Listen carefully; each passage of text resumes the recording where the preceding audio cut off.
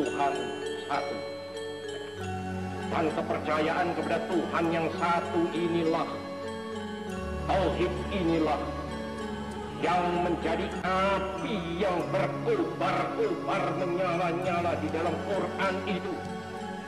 Dan jikalau api ini telah berkobar-kobar dan menyala-nyala pula di dalam dadanya seseorang manusia, manusia yang demikian itu menjadi manusia yang sebagai dikatakan oleh saudara Hamka. Bismillahirrahmanirrahim. Assalamualaikum warahmatullahi wabarakatuh. Alhamdulillahirabbil alamin wa bihi nasta'in wa ala umuri dunya waddin. Wassalatu wassalamu ala asrofil anbiya wal mursalin sayyidina wa maulana Muhammadin wa ala alihi wa sahbihi ajma'in, amma ba'du. Alhamdulillah, kita berjumpa kembali, silaturahim kembali bersama guru kita Kiai Haji Zuhairi Misrawi dalam acara ngaji Api Islam Bung Karno. Bulan suci Ramadan senantiasa kita isi dengan hal-hal yang positif, dengan kajian, dengan amal soleh, dengan hal-hal yang bisa memberikan pencerahan, kebaikan bagi kemajuan bangsa tentunya. Nah, malam ini kita akan membahas dalam season 4 dari ngaji Api Islam Bung Karno dengan tema Islam sebagai agama kehidupan dan perjuangan. Sahabat-sahabat dan jamaah Islam Rahmat TV di seluruh penjuru tanah air, kita tahu Bung Karno hidupnya dulu di penjara, diasingkan, hidupnya dikorbankan, diwakafkan demi kemerdekaan, digunakan untuk mengabdi kepada rakyatnya. Kemudian beliau juga memberikan legasi, yakni Pancasila, yang hari ini kita rasakan bersama. Indonesia sebagai negara yang rukun, yang guyup, yang damai, ya, yang bisa kita nikmati hari ini. Kita dengan suasana sangat luar biasa, Gus, bahagia di bulan suci Ramadan. Selamat datang Gus Mis, guru kita yang nanti akan menyampaikan pandangannya tentang Api Islam Bung Karno. Nah, titik poin yang saya ingin sampaikan, Gus, banyak pemirsa yang memberikan satu pertanyaan, ya, menanyakan kepada kita semua bahwa mengapa Bung Karno ini demikian hebat, Gus? Mengapa Bung Karno ini dipuja-puja dan diapresiasi? Makamnya juga sangat ramai dikunjungi dari zaman ke zaman, tokoh bangsa, anak-anak muda, NU, Muhammadiyah, ya, dan lain sebagainya, sowan, takziah dan ziarah kepada Bung Karno. Tentunya nanti Gus Mis akan menyampaikan bahwa semasa hidupnya Islam dimaknai Bung Karno sebagai agama kehidupan dan perjuangan, Gus. Kira-kira apa yang menjadi satu lokus dari makna hidup Bung Karno sedemikian hebat ini, Gus? Ya, terima kasih Gustino. Assalamualaikum warahmatullahi wabarakatuh. Waalaikumsalam. Kita lanjutkan ngaji Api Islam Bung Karno. Ini kajian yang berdasarkan tulisan dan pidato-pidato Bung Karno, sehingga seperti dalam tradisi pesantren, apa yang kita kaji setiap malam ini merupakan pembacaan terhadap naskah-naskah dan pidato-pidato Bung Karno. Nah, kali ini betul kita akan membahas tentang Islam sebagai agama kehidupan dan perjuangan. Islam is religion of life and religion of struggle. Nah, Bung Karno masih terus hidup ajarannya, pikirannya, perjuangannya. Karena Bung Karno, Allahyarham, telah meninggalkan jejak-jejak warisan, pemikiran, pesan dan inspirasi, bahkan doktrin yang kita kenal dengan Marxisme itu. Sosok-sosok unggulan inilah yang kemudian akan terus selalu mewarnai kehidupan kita dalam berbangsa dan bernegara. Bahkan kalau kita ke Timur Tengah, misalnya menyebut dari mana, dari Indonesia, bahkan kata yang keluar pertama kali adalah Soekarno. Sampai sekarang. Bahkan di Mesir itu ada jus mangga, mangga harum manis, atau mangga mana lagi, lupa itu ya. Itu disebutnya di Mesir sebagai mangga Soekarno. Jadi di Mesir bahkan kata sahabat saya Dr. Sukidi Mulyadi bahwa di Amerika pun begitu. Ketika beliau berkunjung ke Museum John F. Kennedy dan memperkenalkan diri sebagai orang Indonesia, maka disebut Soekarno. Jadi Soekarno di berbagai belahan dunia itu masih dikenal, masih diperbincangkan. Apalagi kita sebagai warga Indonesia yang betul-betul berhutang jasa, berhutang budi, berhutang rasa, karena seluruh kehidupan Bung Karno adalah perjuangan. Seluruh kehidupan Bung Karno adalah pengabdian kepada bangsa dan negara. Maka oleh karena itu kita senantiasa menggali pikiran-pikiran Bung Karno, api perjuangan Bung Karno. Terutama selama bulan Ramadan ini kita akan mengkaji api Islam Bung Karno. Nah, sekali lagi apa yang disebut dengan Islam sebagai agama kehidupan dan perjuangan. Ini Bung Karno sekali lagi meneladani Rasulullah SAW. Karena betapa Bung Karno kagum dengan Rasulullah sebagai utusan Tuhan, sebagai nabi yang mana ajarannya itu melintasi zaman. Ajaran Rasulullah itu ajaran yang dalam bahasa pesantrennya sholihun likulli zamanin wa makan, yaitu ajaran yang selalu relevan untuk setiap zaman dan tempat, termasuk dalam konteks Indonesia. Maka kemudian Bung Karno menggambarkan Rasulullah SAW seperti matahari, yang kata Bung Karno, mana matahari itu tidak hanya menyinari bangsanya, tetapi juga menyinari bangsa-bangsa yang lain.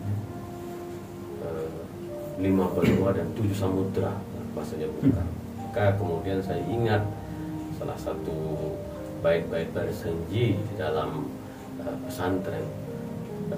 Kalau kita maulid Nabi, kita selalu mengenal istilah anta syamsun, anta badrun, anta nurun, fakun. Engkau adalah matahari, engkau adalah purnama, dan engkau cahaya di atas cahaya.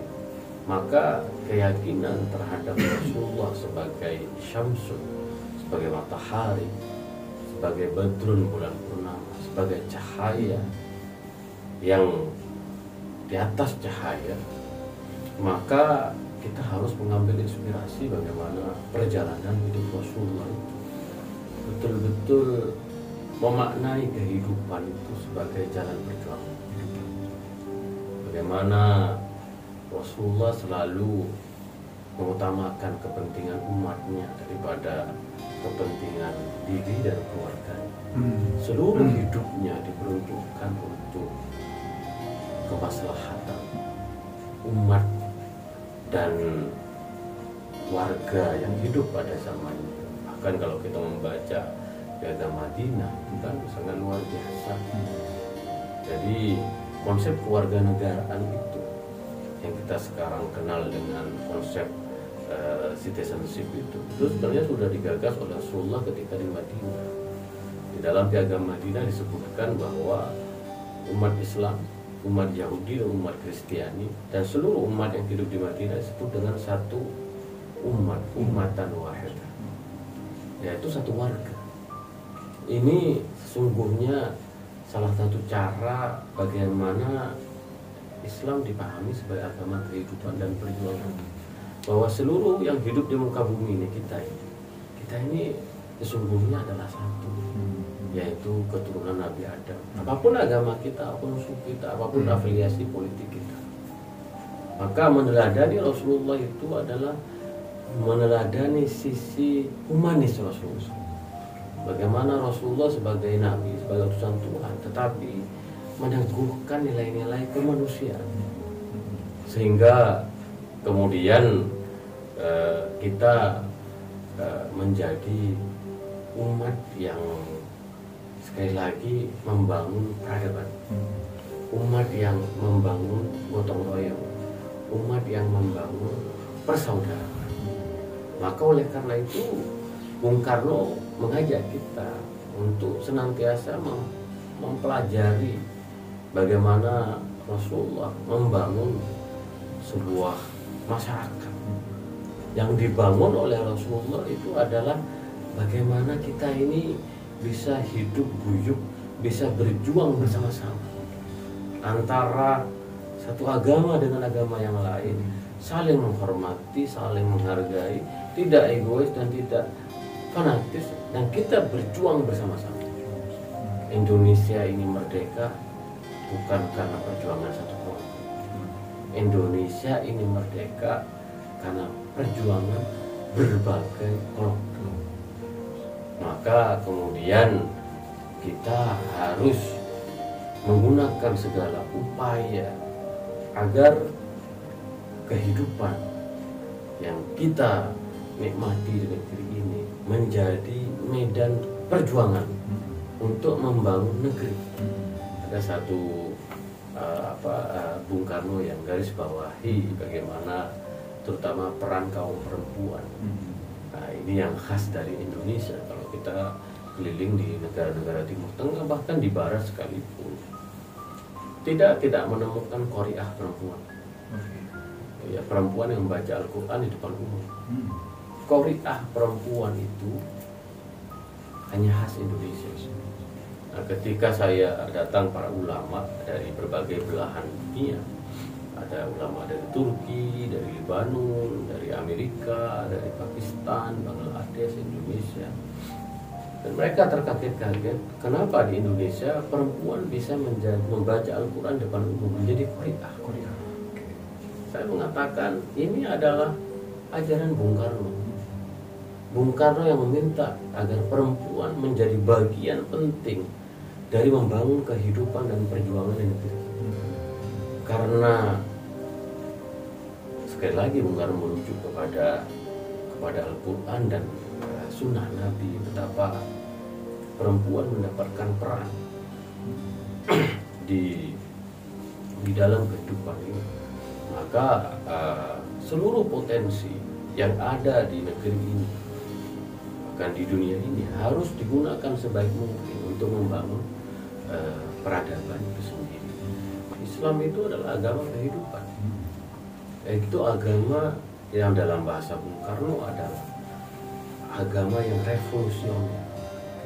Nah, agama yang revolusioner itu adalah agama yang membangun, agama yang konstruktif, bukan agama yang merusak.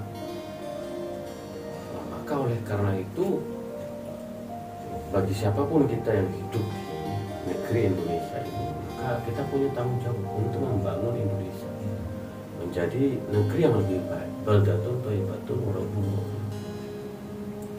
Tetapi kita juga harus sadar bahwa a'mal li akhiratika ka'annaka tamutu.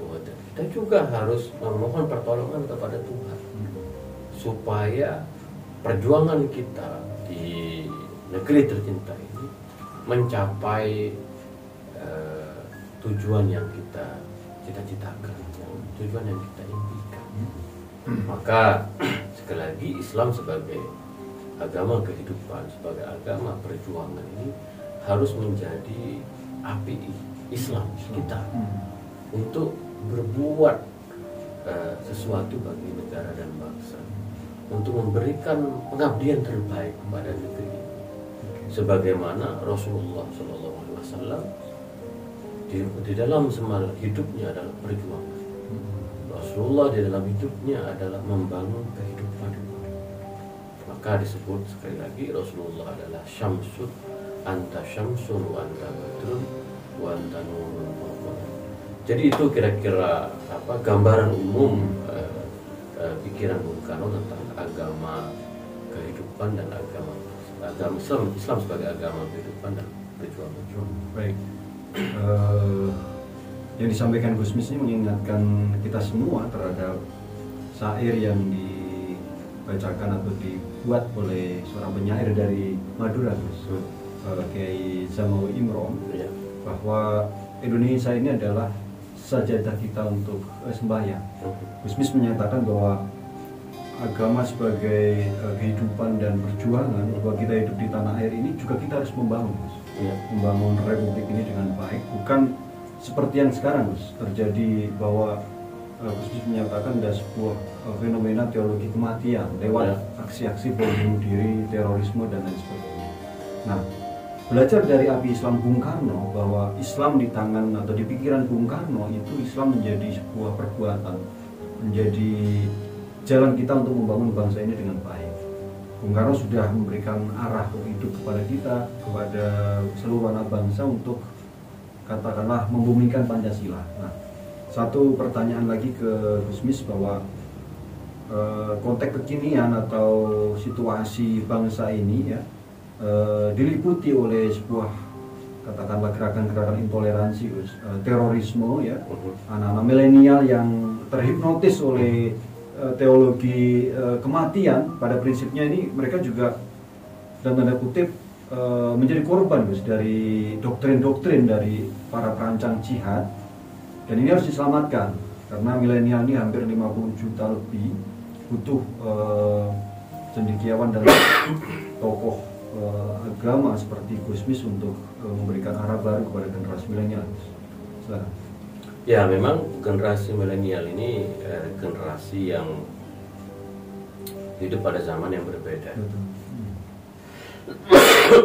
Maka generasi milenial itu perlu mendapatkan pencerahan, pikiran-pikiran yang segar, terutama inspirasi dari Rasulullah SAW.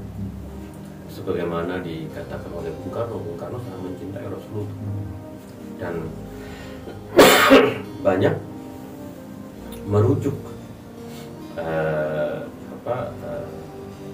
sunnah Nabi, bagaimana jejak-jejak dari Rasulullah SAW. Nah, generasi milenial itu mestinya harus dikenalkan pada Islam yang memberikan harapan, membangun harapan tentang masa depan yang lebih baik, bahwa terutama dalam bernegara, karena teologi yang dibangun oleh kelompok ekstremis itu seolah-olah negara ini kafir, pemimpinnya zalim. Nah, maka kita harus mengenalkan bahwa negara ini surga, negara ini Islami. Kenapa? Karena Pancasila itu sesuai dengan ajaran Islam. Bahkan Pancasila itu adalah substansi dari ajaran Islam yang juga dikonfirmasi oleh agama-agama yang lain. Nah, Indonesia ini tanah harapan. Saya selalu mengatakan bahwa kalau kita menjelajahi negara-negara yang lain, kita baru merasa betapa indahnya Indonesia. Alamnya yang luar biasa, ada pegunungan, ada laut, masyarakatnya, kebudayaannya sangat luar biasa. Maka kalau kita bertanya Indonesia itu apa? Indonesia itu kata para ulama itu adalah Darussalam. Indonesia adalah surga. Kenapa surga? Karena masyarakatnya bisa hidup dengan damai, alamnya sangat indah, potensi sumber daya alamnya sangat luar biasa. Maka pandangan-pandangan yang berusaha untuk disebarluaskan oleh kelompok-kelompok teroris itu harus direspon dengan cara berpikir Bung Karno. Bagaimana mencintai Indonesia seutuhnya, dan para para ulama baik dari NU dan Muhammadiyah juga mendorong bahwa ekspresi cinta terhadap tanah air ini akan melahirkan satu upaya-upaya yang konstruktif untuk membangun negeri, untuk sekali lagi berjuang bersama-sama membangun Indonesia. Jadi jangan biarkan generasi milenial tanpa arah. Jangan biarkan generasi milenial dipengaruhi oleh pikiran-pikiran yang datang dari luar, pikiran-pikiran yang disebarluaskan oleh kelompok ekstremis. Karena saya selalu yakin bahwa Tuhan mencintai negeri ini. Saya selalu yakin bahwa sesungguhnya kita mempunyai khazanah pemikiran keislaman, di antaranya Bung Karno yang sangat luar biasa, Hadratus Hashim Asy'ari, Ki Ahmad Dahlan. Kita mempunyai perangkat-perangkat pemikiran yang sangat luar biasa. Maka perlu dialog-dialog yang konstruktif, di antaranya Islam Ramah TV hadir setiap bulan Ramadan, bahkan juga dalam seminggu ada beberapa program-program yang memberikan harapan bahwa Islam itu adalah agama kehidupan, bukan agama kematian. Islam itu adalah agama perjuangan. Kita ya beribadah di masjid kata Bung Karno, tapi itu tidak cukup. Maka ketika datang Perdana Menteri Pakistan, Bung Karno memberikan penjelasan bahwa kita negara Muslim yang terbesar, tapi lihat masyarakat Indonesia adalah masyarakat yang mempunyai etos kerja, petaninya, nelayan, ulamanya, pesantren-pesantren, semua memberikan dedikasi terbaiknya sesuai dengan kemampuan dari setiap warganya. Nah, oleh karena itu membangun satu spirit kehidupan, membangun satu perjuangan yang tiada henti untuk membangun negeri, itu yang kemudian akan menjadikan Islam sebagai agama yang membawa kemaslahatan. Nah, Islam menjadikan Islam sebagai agama yang membawa kemaslahatan. Ini kan juga cara berpikir NU dan Muhammadiyah. Maka yang dibangun adalah pesantren-pesantren, sekolah-sekolah, rumah sakit. Karena Islam itu hadir untuk memberikan pencerahan. Islam sekali lagi untuk membangun peradaban. Maka kita sungguh beruntung karena pikiran-pikiran Bung Karno yang kita kaji ini bukan pikiran-pikiran yang berada di ruang hampa. Ini pikiran-pikiran yang betul-betul kita rasakan manfaatnya nyata. Dan ya kita patut bersyukur bahwa moderasi beragama di Indonesia relatif jauh lebih baik dibandingkan negara-negara yang lain, karena adanya kebersamaan dari seluruh elemen bangsa, umat agama-agama bersatu padu menjelaskan kepada umatnya agama itu sebagai inspirasi. Kata Gus Yahya, bukan aspirasi. Itu agama membangun kehidupan, agama membangun perjuangan, bahwa kita hidup di muka bumi ini harus membangun kehidupan, bukan merusak kehidupan seperti yang dilakukan oleh para teroris. Maka oleh karena itu kita perlu menyapa kelompok milenial, memberikan tawaran-tawaran pemikiran, mengajak mereka untuk berperan di Indonesia sekarang. Ada Presiden Jokowi, kita melihat memberikan ruang yang sangat luar biasa kepada kalangan milenial untuk memberikan pengabdian terbaiknya kepada negara dan bangsa. Nah, ini salah satu peluang, tetapi sekali lagi kalangan milenial harus belajar agama dari ustadz yang benar. Karena banyak sekali ustadz yang tidak mengerti apa esensi dari keislaman, dan mereka mudah terpengaruh dengan ustadz-ustadz model yang seperti itu. Nah, menurut saya saatnya kelompok milenial ngaji api Islam Bung Karno supaya Islam itu menjadi way of life, kata Bung Karno, jalan hidup kita. Bahwa seperti Wali Songo, bagaimana Islam itu menjadi jalan kebudayaan kita. Jadi hatinya tentram, membangun kehidupan, berjuang untuk membawa kemaslahatan bagi orang banyak. Sangat mencerahkan tentunya, dan ini menjadi juga satu landasan baru bagi sahabat-sahabat kita, Gus, milenial di seluruh penjuru tanah air dan kaum muslimin di berbagai belahan dunia, bahwa yang disampaikan Gusmis mengingatkan kepada kita semua, Bung Karno pernah muda, Gus. Pernah berjuang, ya, pernah mengorbankan hidupnya untuk berdirinya Republik ini. Kita berdiri hari ini menikmati atmosfer, ya, panorama Indonesia ini berkat Bung Karno, berkat pendiri-pendiri bangsa, berkat pahlawan-pahlawan yang berjuang. Jadi Islam adalah agama kehidupan dan perjuangan. Jadi sahabat-sahabat milenial, sahabat-sahabat kaum muda, bergurulah kepada tokoh yakni Bung Karno. Galilah Islam yang tepat, yang benar, yang mencerahkan, yakni api Islam Bung Karno yang disampaikan oleh Gusmis. Terakhir yang ingin saya sampaikan ke Gusmis adalah Rasulullah sebagai panutan dari Bung Karno, Nabi Muhammad SAW, dikenal ke seluruh dunia. Michael Hart dengan bukunya memberikan tempat yang luar biasa kepada beliau. Bung Karno juga dikenal juga sebagai pahlawan Islam, sampai seperti yang disampaikan Gusmis. Nah, ini ternyata kehidupan Rasulullah kemudian menginspirasi Bung Karno bahwa Islam adalah agama perjuangan, agama kehidupan.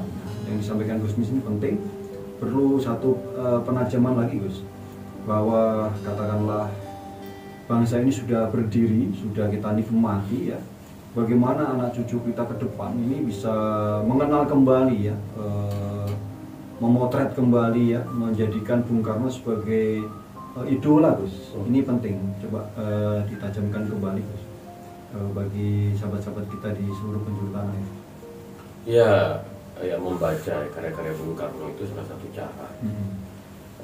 Karena pikiran-pikiran Bung Karno itu bisa kita baca melalui di bawah bendera revolusi. Lalu banyak sekali buku-buku yang sekarang diterbitkan, kita bisa membeli di Gramedia misalnya, tentang pikiran-pikiran Bung Karno. Dan ini akan sekali lagi membangun harapan bahwa Indonesia itu surga. Ya, Indonesia itu adalah rahmat Tuhan yang harus kita bangun bersama-sama menjadi jauh lebih baik. Bagaimana Indonesia dikenal sebagai bangsa yang ramah, bangsa yang ulet, sebagai bangsa yang membangun perdamaian dunia. Nah, ini yang menurut saya Bung Karno selalu mengatakan jas merah, jangan sekali-kali melupakan sejarah. Maka bangsa yang besar adalah bangsa yang dapat menghargai sejarahnya. Bangsa yang besar adalah bangsa yang menjadikan sejarahnya sebagai titik tolak untuk melangkah ke depan, membangun peradaban yang lebih baik. Jadi sekali lagi bagi kalangan milenial, kalau ingin mencari inspirasi tentang bagaimana membangun Indonesia, kita bisa belajar dari Bung Karno, karena jejak Bung Karno sangat luar biasa. Hampir di setiap daerah kita menemukan jejak-jejak Bung Karno yang bisa dijadikan sebagai inspirasi untuk membangun Indonesia menjadi negeri yang baldatun thayyibatun rabbun ghafur, itu negeri yang maju dan negeri yang diridhoi oleh Tuhan. Ini sangat luar biasa. Perlu saya sampaikan kepada seluruh jamaah Islam Rahmat TV, ketika Gusmis menyampaikan bahwa Indonesia ini surga, karena beliau pernah mengalami dan merasakan sendiri ya, katakanlah kunjungan-kunjungan dan traveler Gus, berkeliling katakanlah udah berapa negara Gus? Ya, saya hampir seluruh benua ya. Sudah. Tapi ya, dan saya juga keliling Indonesia. Dan kalau kita menikmati alam Indonesia, kuliner Indonesia, kebudayaan Indonesia, bagaimana masyarakat, karakter masyarakat Indonesia, maka kita akan memunculkan satu kepercayaan yang tinggi bahwa kita ini sangat diberkati oleh Tuhan. Kita ini adalah Darussalam. Kita ini adalah surga. Nah ini, mari kita jaga sama-sama Indonesia. Siap. Dan kita kompakan kembali, kita kelurakan kembali bahwa cintailah negeri ini sebaik-baiknya dan total kita menjadikan republik ini sebagai keimanan. Hubbul waton minal iman. Tak terasa kita sudah hampir 30 menit kita mengisi malam-malam di bulan suci Ramadan. Sekali lagi terima kasih kepada Kiai Haji Zuhairi Misrawi yang setia dan khidmat untuk kita semua ya, untuk pencerahan ya. Kalau dalam bahasa kenegaraan adalah mencerdaskan kehidupan bangsa. Semoga amal jariah Gusmis dibalas oleh Allah Subhanahu wa taala dan beliau dalam keadaan sehat walafiat, selalu berbahagia. Titik poinnya adalah kita mengenal Rasulullah SAW, kita mengenal Bung Karno. Bung Karno menjadikan Rasulullah sebagai panutan, idola, teladan utama. Dan dari Bung Karno kita mendapatkan satu pelajaran penting yang disampaikan oleh Gusmis, bahwa jadikanlah Islam itu sebagai agama kehidupan, sebagai medan tempur perjuangan, bahwa hidup itu tidak akan pernah sia-sia kecuali kita mengisinya dengan perjuangan. Untuk yang terakhir, beliau mengutip setelah kita mendengarkan azan ya, kita berdoa dalam lafaz azan, hayyalas sholat, hayyalal falah, yang disampaikan Gusmis tadi. Marilah kita sholat, marilah kita menjemput kemenangan, tentunya dengan perjuangan. Demikian, terima kasih kepada Gusmis. Wallahul muwaffiq ila aqwamit thoriq. Wassalamualaikum warahmatullahi wabarakatuh.